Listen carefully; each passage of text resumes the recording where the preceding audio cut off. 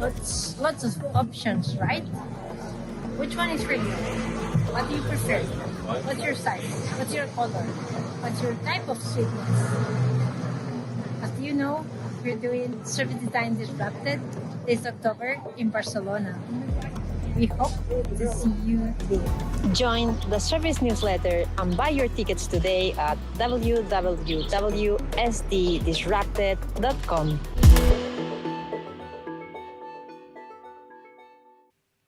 Thank you, Sylvia. Hopefully you've been following Sylvia as she missions through Barcelona. And as I should point out is that Service Design Disrupted is taking place in Barcelona. And if that's not a bonus and a big perk, I don't know what to say to you. Hey, my name is Van der Puchert, and I'm one of the producers at Service Design Disrupted, a team that's putting this on a conference for service designers 15 and 16 October, if I didn't mess up the date. But go to servicesddisrupted.com to buy tickets, to find out more about the event.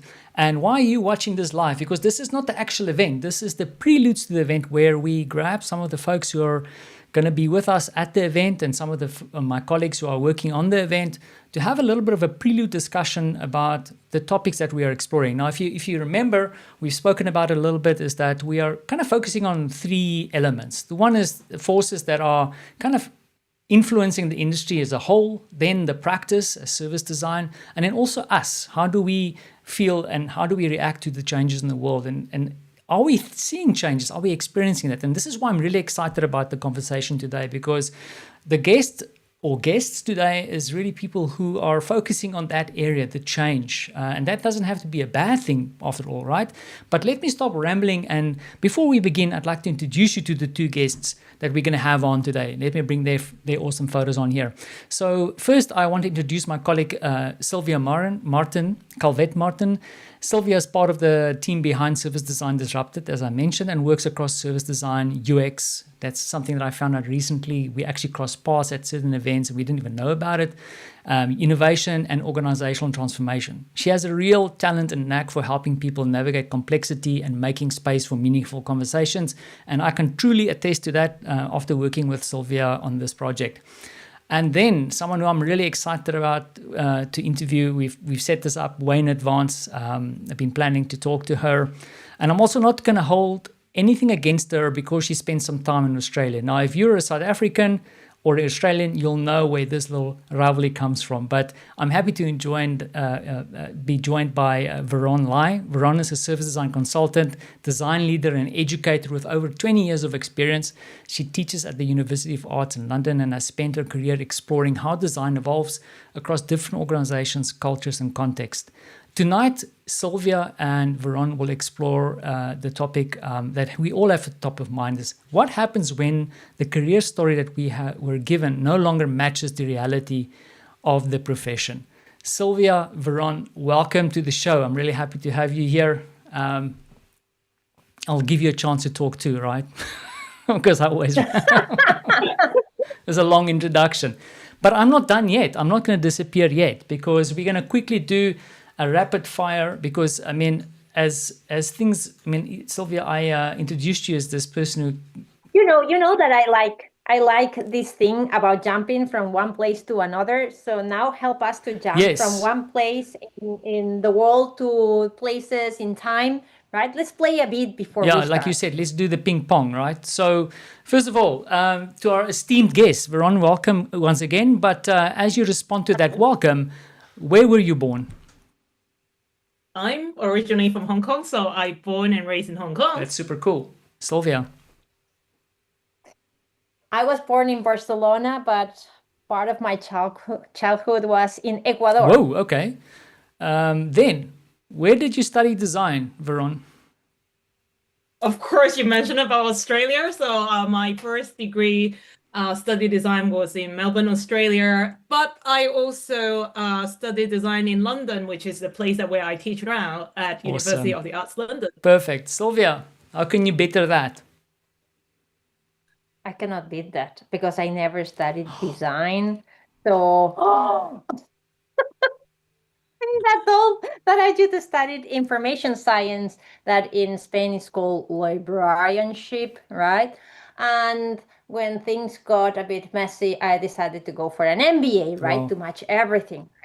So yeah, never design. Maybe later with some short programs related with design strategy or innovation, things like that. Systems, design systems. Yeah. But Sylvia, right, the other thing I wanted to mention is that when I looked at your profile and you mentioned library science, like I remember distinctly being part of the Information Architecture Institute, and it was highly regarded to come from library science and knowing about library. I mean, that was the foundation of UX, right? So just want to say hat tip for that if I had a hat. And then the final question before I buzz off to the side to see the comments is what are your design footprint? Now we know Sylvia, for example, has a massive footprint all over Barcelona, but Veron, what is yours? Yeah, design footprint where my project went. So I did work in Hong Kong before I studied. When I finished my degree, actually in Australia, I did not stay and work there. I went back to Hong Kong. So working in Hong Kong in design agency, meaning like your project is not just in Hong Kong, it's pretty much like Asia, many of them in China, also in Japan and Southeast Asia, like Thailand and Singapore. But moving to London is open up completely a different world, particularly working with healthcare and pharmaceutical companies, meaning many of the projects are in America, and then also many of them in South America, actually, particular with and then Germany.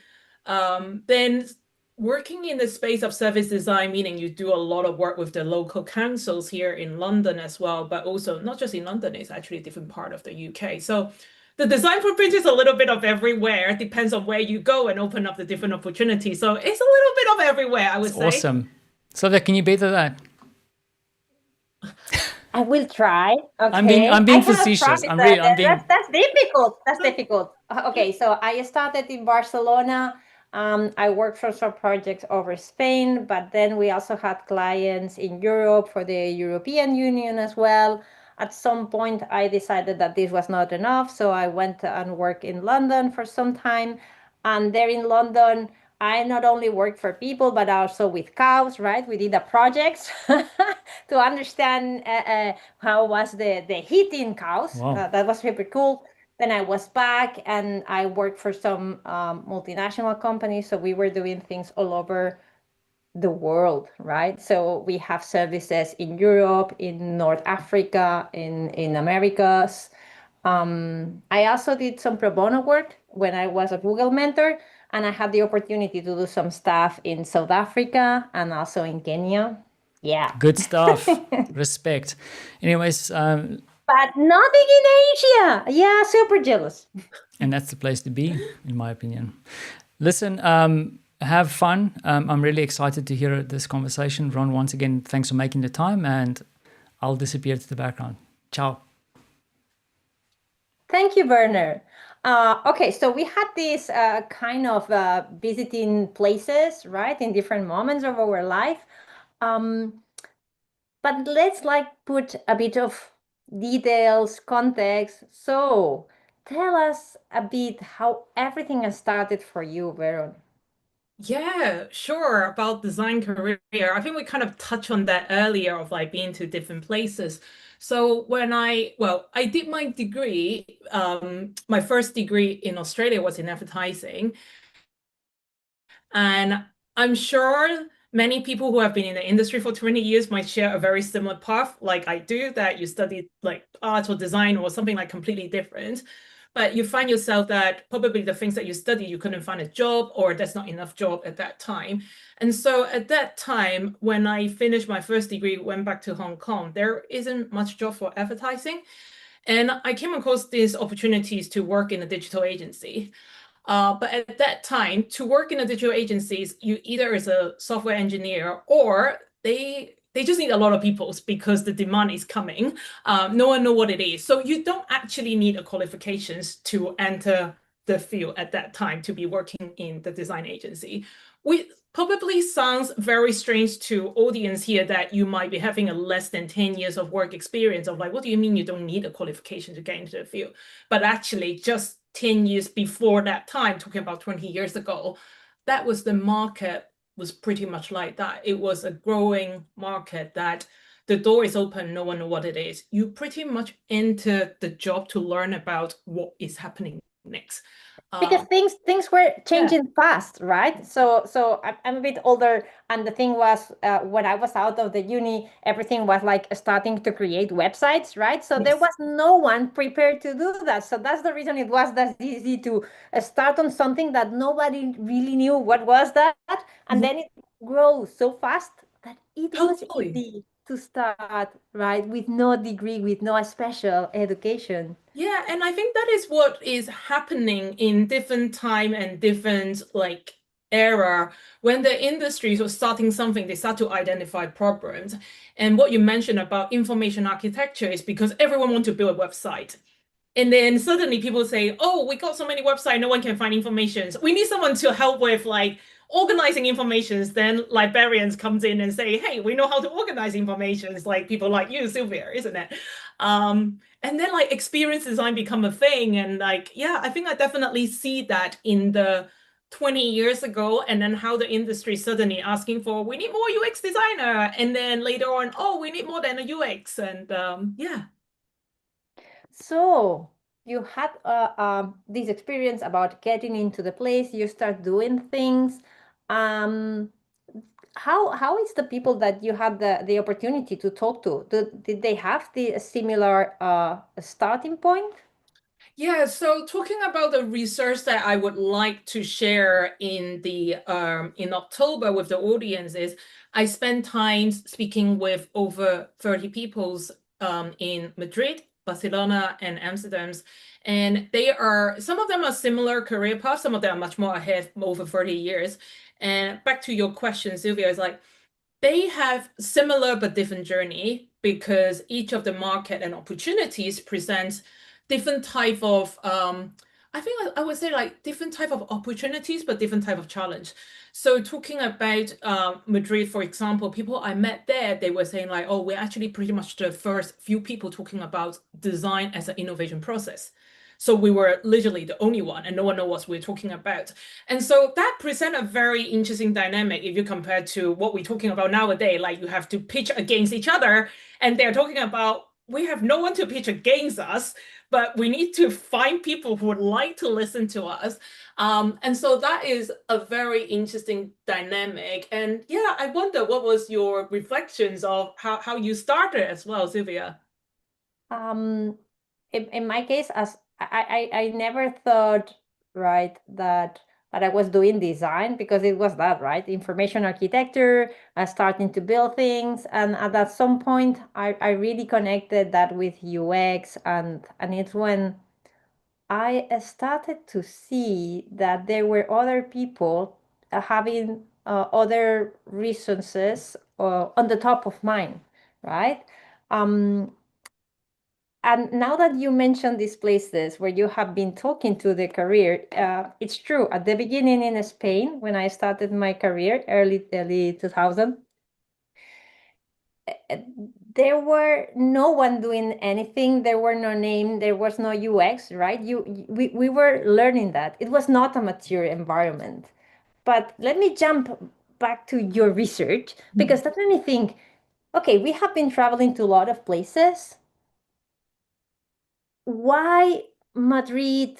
Why Spain? Why the Netherlands? Right? What make you do your research-based research in these places? Yeah, when I started to do that research, I thought, well, a couple of reasons why I started. It was because in the last 10 years, I find myself start to do a lot of coaching for students or professionals on building a portfolios. And the irony is I entered the industry without portfolios. But in the 10 years time, that is one of the key things that becomes a requirement for anyone to get into the industry. But 20 years ago, there was no one asked you for a portfolio. Like you enter, you learn, and then you build experience. But now every single levels, like people ask for you to present portfolios in order to get into the industry. And so that's one thing. But what I found was that the time have changed, but it's also the industry have changed a lot. And being in London for the last 17 years, what I find was that I want to see what I'm experiencing in London. Is it just in London? And something really exciting about London is when you work in London, you meet people from all over the world. And I would like to see, just by a short journey, a few hours on the Eurostar, is it different on the other side of Europe? Is it a difference on the other side of the, well, just like not far away, just like 2 hours to Spain?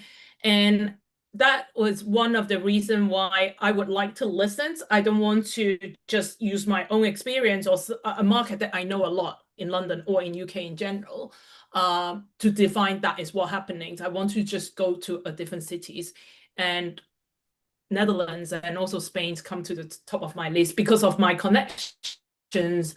Not connections that I'm speaking with people that I work with. In fact, everyone I interviews, 95% of the people, I never met them before. So it's the people I met in London, they went back or they moved to Spain and Netherlands and asked them for introductions, and then so on and so forth. It snowballed to meeting these 95% of people. I never met them before. So it was a lot of awkward. We're like, hello, is it you in the coffee shops? Like, do you look like in the LinkedIn profile?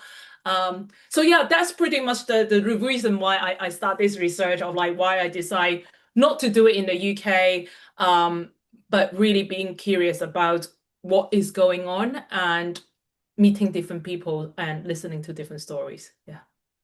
I love to hear that, right? Because what I'm hearing is that you went and meet the people in their context, right? That is the same thing that we do when we do research, right? We want to see people in their context.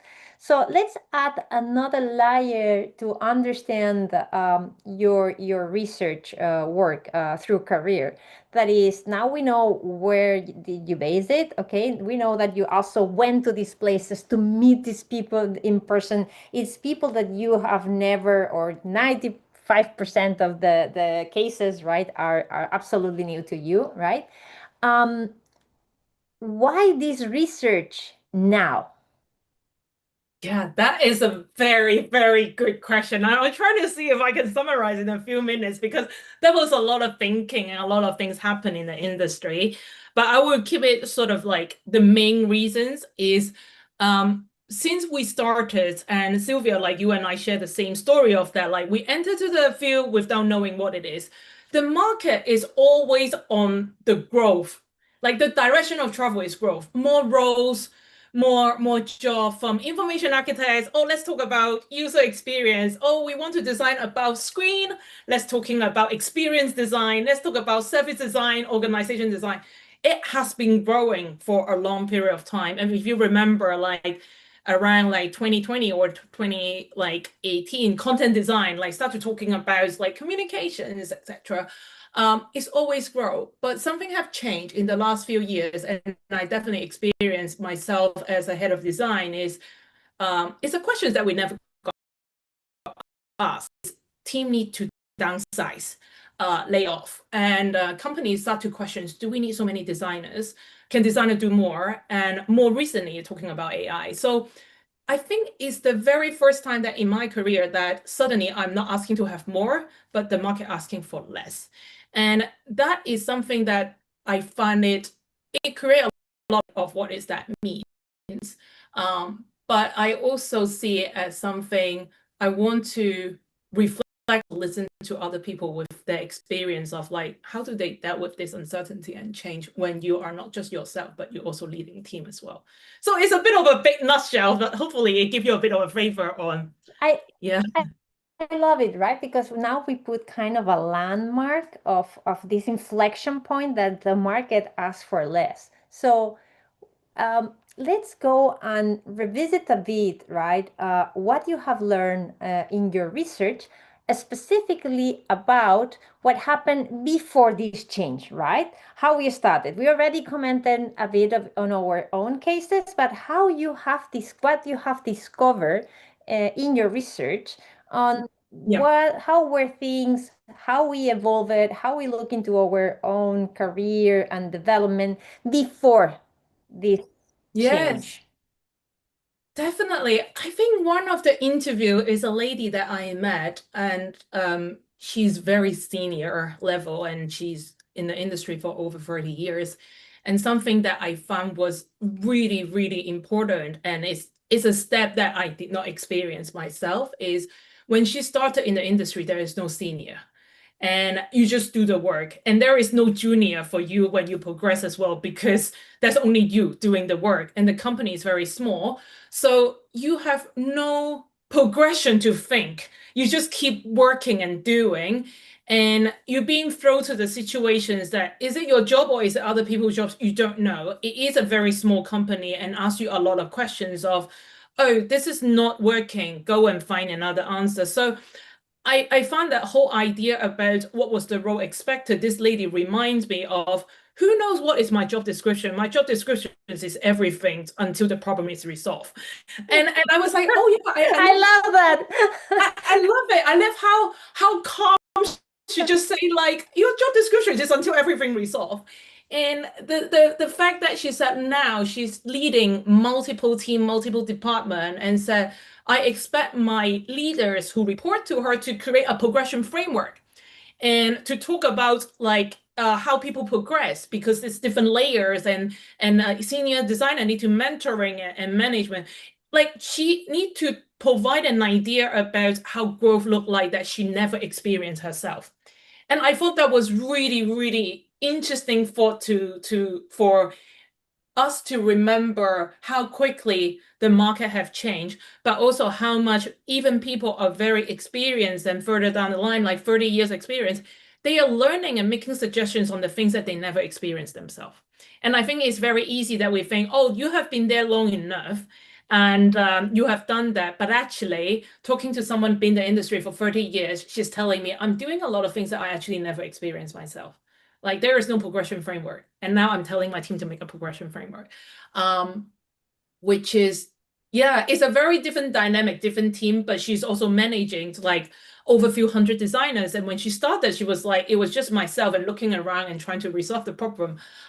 When she just started, there was no mentoring, no support. Yeah, that's one thing that I find is something I thought it was, yeah, it is something that I know, but then I think when it's delivered by someone who's been there for over 30 years, who's saying it so naturally to you, it got you thinking. Yeah.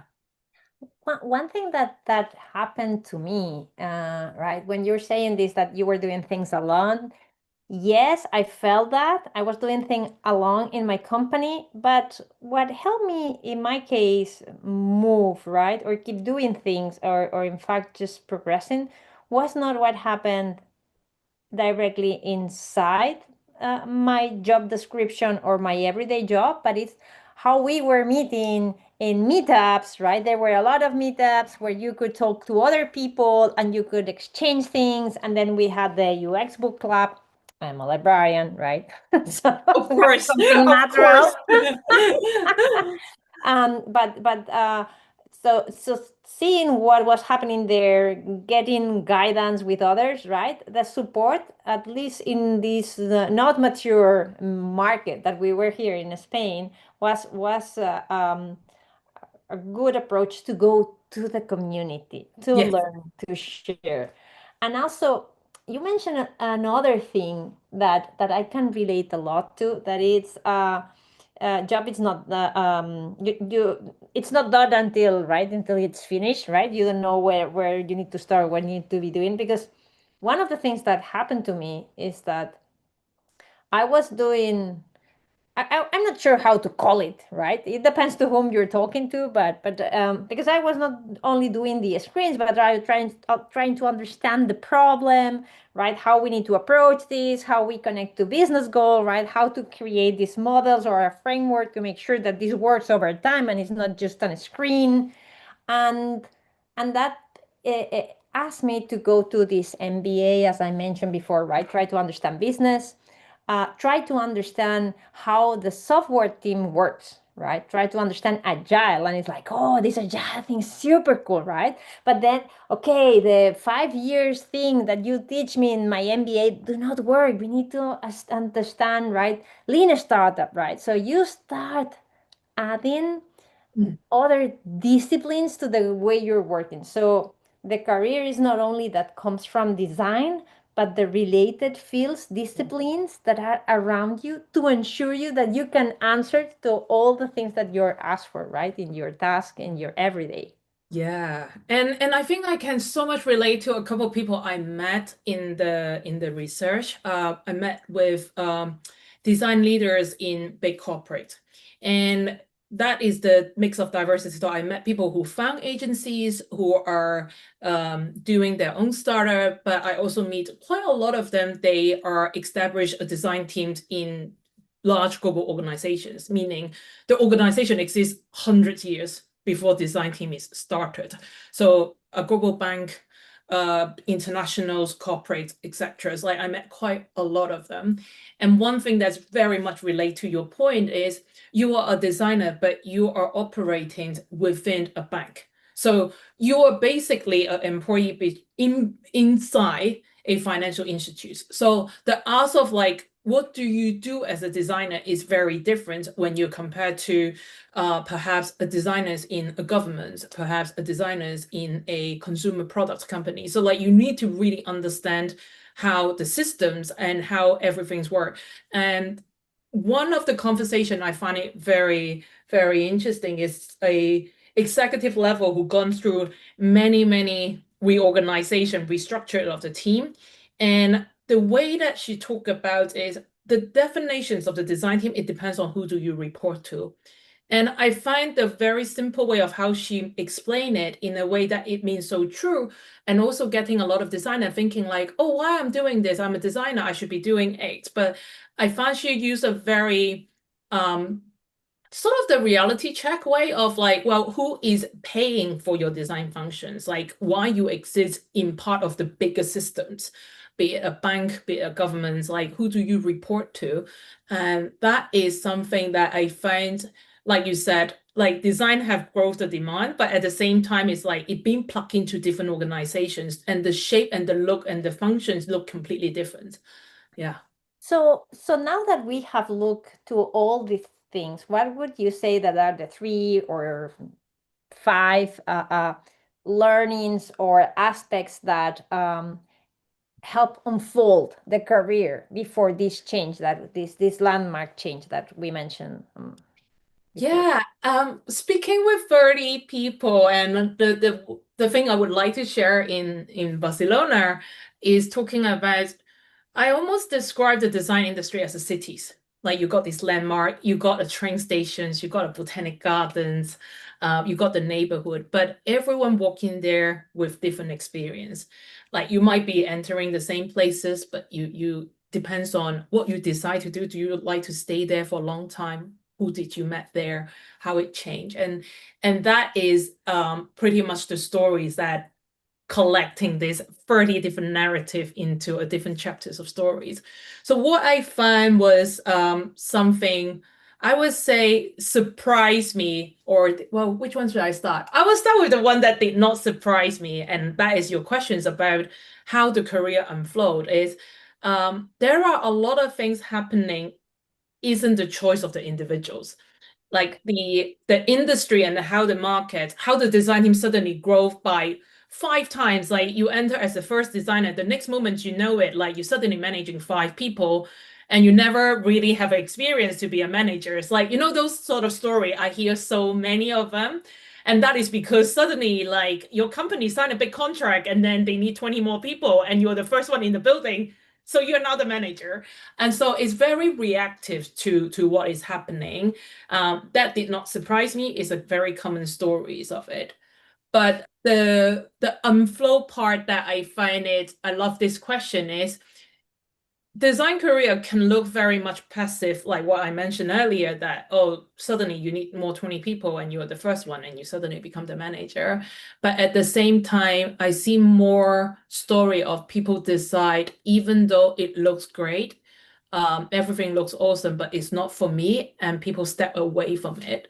And I find that is pretty much the opposite of being passive. It's pretty much like, it is my decisions that I don't think this is for me and I would like to do something else, be it moving to a new country, be it like I met people who deliberately want to step down from the positions, which is quite not the story that you probably would like to hear, or like that is not the story you're telling yourself when you just graduate from a design school. Of course, you're kind of seeing like it's a ladder, like career described as a ladder. You keep going up. Why you want to go down?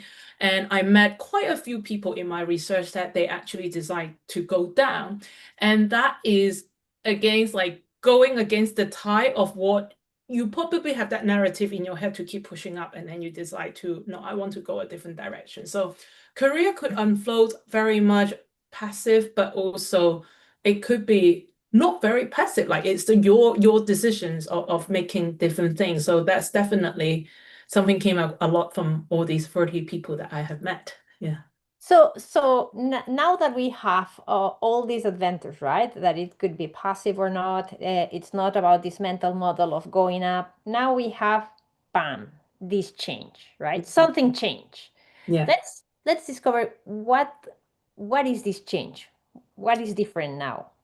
Yeah, what have changed? And I think there's a few things change, which is first thing, as I mentioned sort of briefly just now, the layoff happening in the last few years is suddenly like companies want to have less people. And it's not just design, it's every single industry. And I think majority, if you're working in design or tech industry, like we have been in a very long time of company just got bigger, like we're scaling. And I definitely on that ride myself of like joining a company and suddenly I have to hire 10 people in a year and then suddenly become 20 people. Like it happens. And suddenly we ask very different questions of we need less. And I think that is a massive change because you suddenly find yourself having less job, having more peoples. And I think the bigger thing is what you were promised as an idea when you study design. So I'm talking about people who are younger. So if you study design, let's say in 2015, like you look at the market outside, you look at everybody, it's like, oh, there is this team growing. Of course, I finished this, I should be doing this. And also the progression, right? The yeah, progression exactly. was super fast. You started as junior and in 3 years you were senior, and it's like, totally. what? Totally. Like I definitely met like so many people. They said like, oh, in like 3 years time, I'm already a design principals. And then like I met people in a large corporate and he was talking about, oh, I'm in my 50s right now. And it took me this amount of time, this amount of experience to become senior. So like exactly, Sylvia, like the expectations of what is happening in a very short period of time, compare someone who is in the 50 and someone who is in the 20, you could have the same title. And it happens. And I think that is a very big change that is happening in the industry and has been quite confusing to a lot of young designer as much as the very senior designer as well. Yeah. So we have this the market asks for less, and then we have these parities, these differences between, right, senior label for people with different type of experience. Then with the rest of the ask, it's also, right, less people and the layoffs, right? And this new way of doing things, because another big change I would say is artificial intelligence, right? So yeah. I remember when I started that it was super cool to start just doing website. One of the first things that I did, I was teaching people, right, to code HTML pages, right? Yeah. You cannot say that that's coding, but anyway, right? You were marking up, right? HTML. And now more or less is the same. There is not a clear guide on how to do some things, and you are supposed to introduce artificial intelligence, but you, as the same as everyone else, with different kind of thinkings and mental models. So how this has appeared in your research? Yeah, I think everyone, literally everyone I spoke with, and myself included, and Sylvia, you are also included in that camp, is like we entered to the industries of learning the job as part of the job. So I remember starting with resizing images, and that is about consistency and professionalism. the ask was not about learning Corel Draw and Photoshop. If anyone are confused what is Corel Draw, it's a software that we use to draw pictures. And Photoshop, well, Photoshop is still here, but like that, those are the time that I started. And it's not the software, it's about the consistency and professionalism. It's about the judgment of like what is a good quality and what's not. And many of them that I have met are in that. And even earlier, I'm talking about printing as well.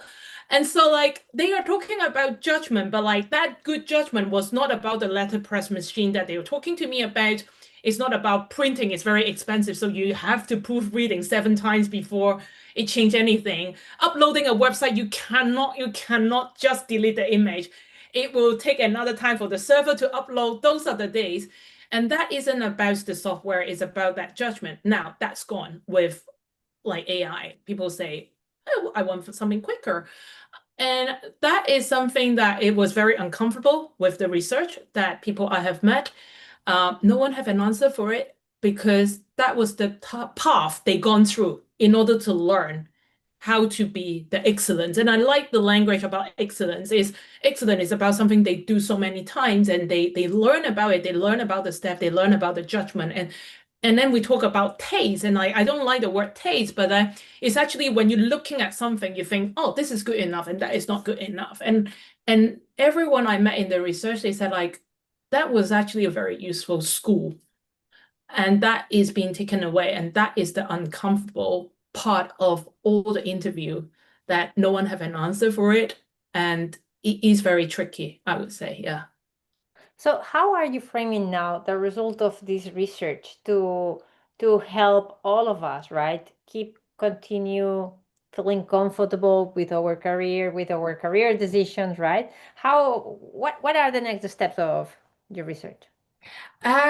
Do you mean like how I'm going to share this or? Yes, yes. Yeah. I would like to know how this can help us, right? So yeah. I think the research for me, it was starting with, I don't want to create, well, it doesn't land in a framework, and which is kind of, I mentioned in the descriptions of it. Everyone's got a different definitions. What I'm really trying to do, and I would love to achieve, is the time for people to spend some time to think about what do you want, and thinking about the different narrative, different individuals who were in the industry, who land into the same cities, but made very different decisions. And I would love to use this as a way of showing a 30 different directions, 30 different narrative of how people making decisions and choice. And at the same time, something that I thought, the uncomfort of AI taking away the opportunities, there is something very positive I found from the research is people. Like people are so generous about helping other people to be successful. And there are times that we got very worried about what technology is taking away from us. But I think I experienced firsthand, not only through my career, but also the moment that I talked to people about this research, talking to these design leaders, they said like, you know, Veron, you got me thinking, how can I help? Because I'm on the other side now, and I would like to spend a moment to think about how can I help the young and the new generations of designer, because the opportunity I was given and now is taken away, and they're not imagine the world that those opportunities will come back as how it was. But I thought it was the conversations and time that they sit down with me for hours and talking about it. They were like, you know what, like you got me thinking about something. How can I help? And I think that is something that I hope is something, I don't know what will be the result, but it's an intended outcome that I achieved from this research. I was thinking about, I would like to document story, but I'm hoping that can create other story for other people. Yeah. Also, you mentioned something regarding how you are presenting all of these a moment ago, right? That it's kind of a landscape. How do you think that this metaphor can help us to revisit our work, where we are and where we want to go? I think the reason why I choose that language and the landscape is, apart from I have to go to different cities and I find myself like just like navigate the street. But what was interesting is that idea of, we talk a lot about navigating a cities using those words and language in our career, navigating, finding your path, right? have you reached to that point?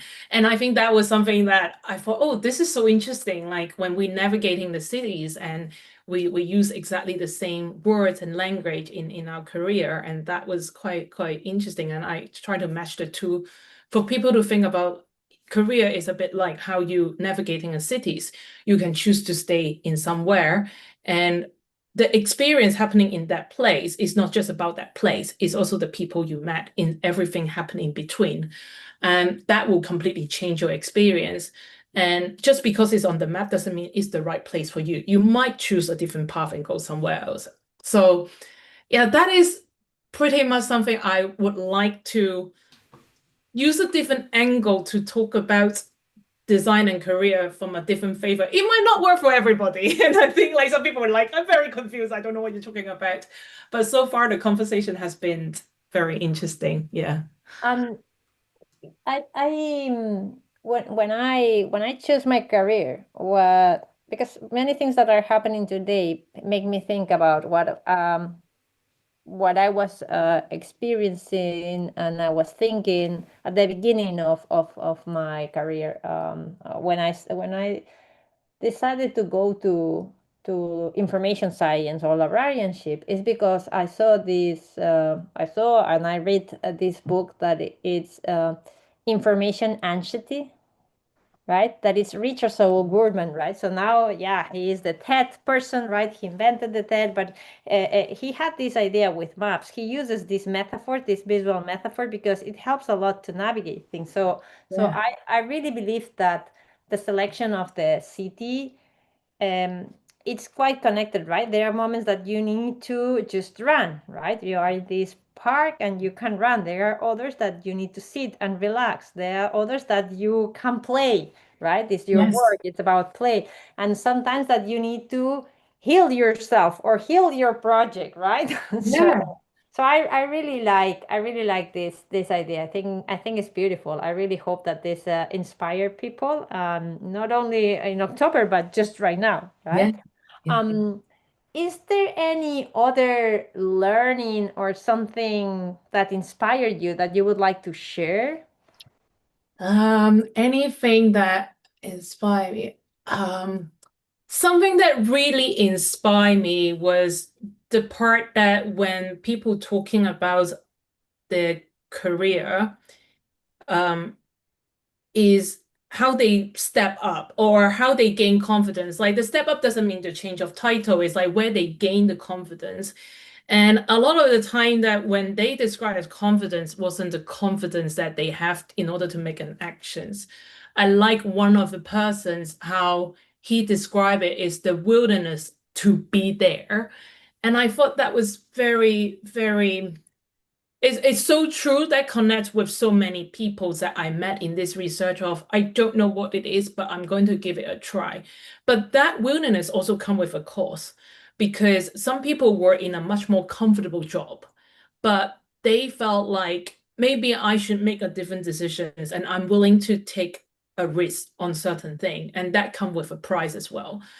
But I thought that was something I think that was the script that perhaps maybe I'm Asian that relate to that, but I realize when I talking to people in Spain, they relate to that a lot, is job security. And that security actually become insecurity. That was something that I thought, oh, like it's quite a difficult tension that you sit in as someone who is from a Chinese family. Like job security means a lot. And I think that is where my parents will feel a lot more comfortable. And if you go against it, what is that means? But I was surprised to have a Spanish person sitting opposite side of the coffee table, like, oh yeah, that's everything. Like it's really difficult for me to explain to my parents why I'm doing this, like let alone my grandma. My grandma wouldn't want to know anything. And so I think that was something I thought, yeah, I hope that is something also inspiring for people you might be lost and a bit confused in your 20s, because when I met people in their 50s and close to retirement, I always end with a couple of questions like, if you can choose a different decisions, what would you change? And all of them told me I will not change a thing. And I thought that was very lovely. with all the difficulty, all the discomfort they've gone through, they actually say, I would not change a thing for her. Maybe a couple of meetings, I wouldn't slam the door. Maybe a couple of things I would not cry in front of. Like there was like some sort of like really small, but on the grand scheme of things, they didn't change anything. So I thought that was really, really lovely to hear someone who gone through this uncertainty for many, many years. Yeah. I find it amazing, right? Because some of the things that we mentioned is that sometimes things just happen, and it's not that you were prepared for that, right? So that's the reason is it unfolds right organically with the context that you are in, and not necessarily because you had a specific direction, right? And maybe this is the challenge that we have with different generations as well, right? And also this also makes me think, but maybe it's a topic for another day because of the time, but this also makes me think how we need to make these connections between generations, right? Because the not only the education, but how we arrive, how the jobs descriptions are, and how do we need to be looking to each other, and how do we support each other. We do not have necessarily the same background, the same context, even though, right, what you were saying, we go through the same places, but we are not experiencing the same. So we need to find ways also to how we work between these different backgrounds, context, that we are in the same place at some specific moment. Yeah, absolutely. Yeah.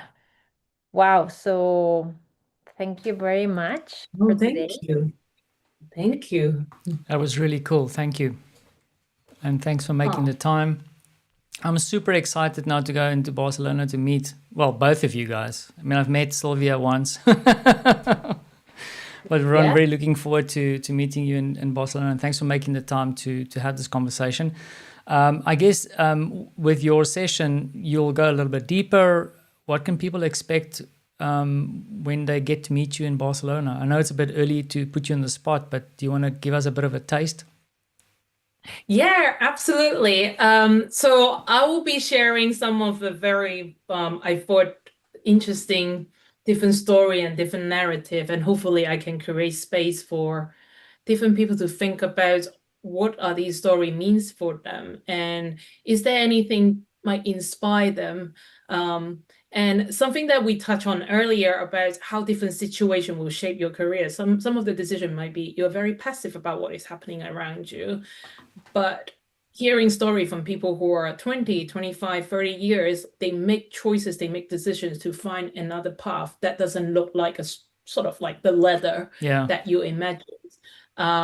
Hopefully that gives people idea, but I agree with Sylvia, it's a very different times, different places. And so it's not a blueprint, it's not a step-by-step guide, but it's about the possibilities. And I hope that could be helpful for people who are early in the careers. But for people who are further along the career, some of the most rewarding moments that I have in my research was sitting down with people who had a very successful career and then taking a moment to think, how can I help? How can I be helpful? So I hope there is something for everybody in the room, that you are on different sides, and it's not about this report for young generation. This is a guide for leadership. It is an open dialogue. It's story that connects people. Yeah, I guess we've been, because listening to you, because I was frustrated in the background because I want to jump in the comments myself, because I think as you're talking through it, there's certain things that resonate with me. Is like, I feel we've been sold that we need to follow a certain story. And the funny thing is meeting people like yourself, Ron, Sylvia, Ignacio that I interviewed, many of the people that I've spoken to, if you really ask them and you listen to their real story, completely different. They like, it's so weird to me. Like, for example, you mentioned Carol Draw. I'm going like, I did that. You know, and it's like something that I've mental. I'll forgive you for the whole Australian thing. We are now friends. The thing is, like, these little connection points, you know, like, which is kind of random, because I thought I was the only guy who like remember Carol Draw, and you come in like, But anyway, I Yep. think, let me leave it there because we need to end the stream. It was brilliant. And I don't want to give the whole spiel away. People need to buy tickets to come see you, Veron. And Yes, Sylvia, yes, yes. she's also cool. Cool. We want to join the conversation, right? We want to be there. We want to keep talking about Yeah. this and maybe, I don't know, connecting with some of the things, right? Because if there is senior people that is looking forward to help others, right? Yeah, how can we Maybe help, someone right? in the audience as well there Yeah. that wants to do that. Yeah, it's like I always say Totally. to my design teams, I'm not trying to tell you what I do because I know so much. It's because I screwed up so many times. So happy to share that. Anyway, Veron, Sylvia, thank you for doing this. And let me wrap this up. Have a great evening. Well, Thank you so much. there you have it, Veron and Sylvia. We'll do a nice little recap and share some clips from the video. And of course, if you catch this at the end and you're viewing it not live, happy to, if you drop comments in the chat, we're happy to pass it on to Veron and share some more information. However, I'll be amiss not to mention the fact that there are still tickets available for Service Design Disrupted in Barcelona, 15 and 16 October. It's going to be awesome. Some great people being there, and I would be amiss not to mention some of our great partners, Smapley, Design. I always mess up the Future Skills Academy. I say Design Thinkers Academy because it was his future past piece of business, and then Human Centered Design Network. This is HCD, people who are really, really helping us. So super grateful for their support, and then also support from the community, some cool people. Karina, I know you're watching, you're also helping us amplify the message. But then if you hear this and this resonates, please go to sddisrupted.com, buy your tickets, line yourself up for some great conversations and just a good time in Barcelona. And with that being said, we'll be back in next week or two with more preludes. Keep an eye on the LinkedIn page where the team will share details of that. So for that, I hope you had a good stream with us, and good luck for the rest of the week, and enjoy the weekend. Ciao.